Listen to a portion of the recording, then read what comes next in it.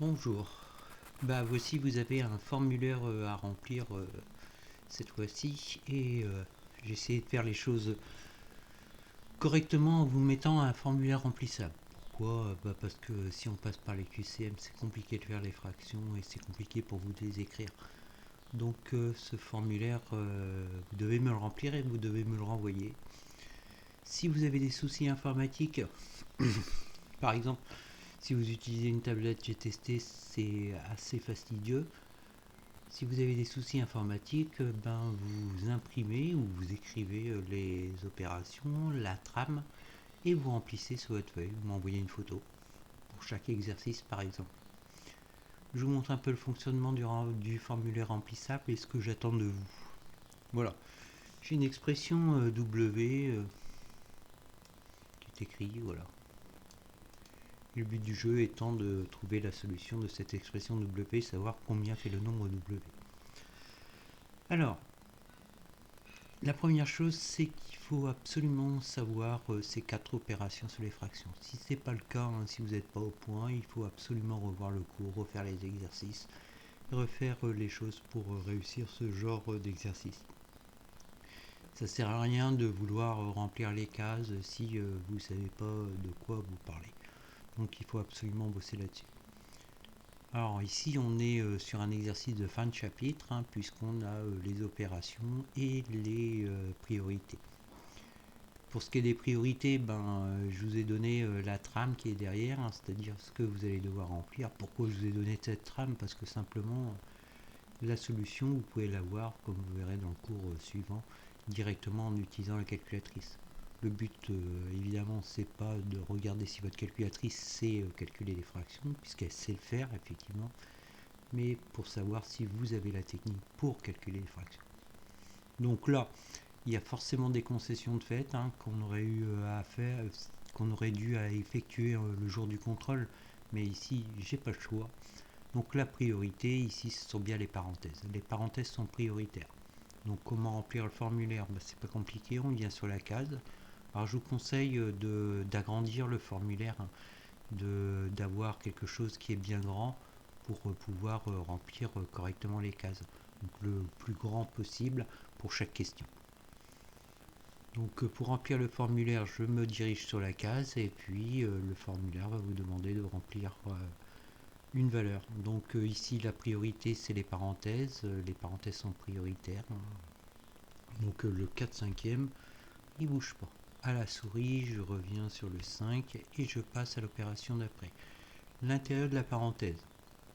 Qu'est-ce qu'on vous demande dans l'intérieur de la parenthèse? Ici on a la fraction 5 sixième.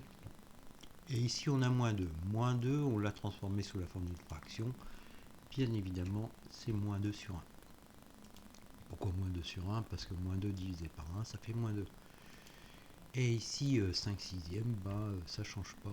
Ça reste 5 sixièmes. Donc l'objectif rempli, j'ai bien écrit les deux nombres sous la forme d'une fraction.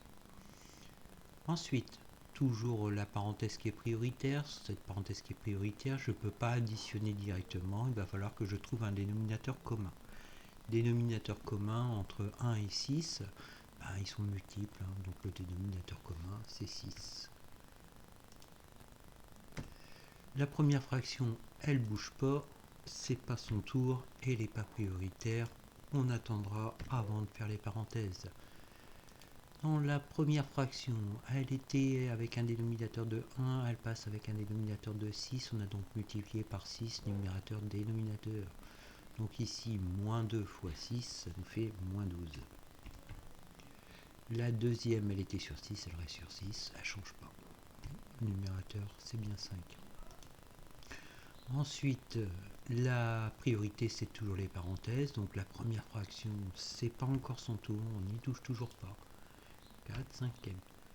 La deuxième fraction, les deux fractions sont sur 6. La règle, c'est on conserve un dénominateur de 6. Ensuite, on additionne les parties numériques. Oui, mais c'est des nombres relatifs. Donc on fait bien attention. Moins 12 plus 5 égale moins 7. Si vous avez des soucis avec les relatifs, pareil, revoyez dans votre cours ce qui se passe au niveau des relatifs. Le résultat suivant, et sous la forme d'une seule fraction, bah ouais, effectivement, il reste une opération, donc une seule fraction. Alors comment remplir cette fraction? La règle de la multiplication, on multiplie les numérateurs ensemble et on multiplie les dénominateurs ensemble.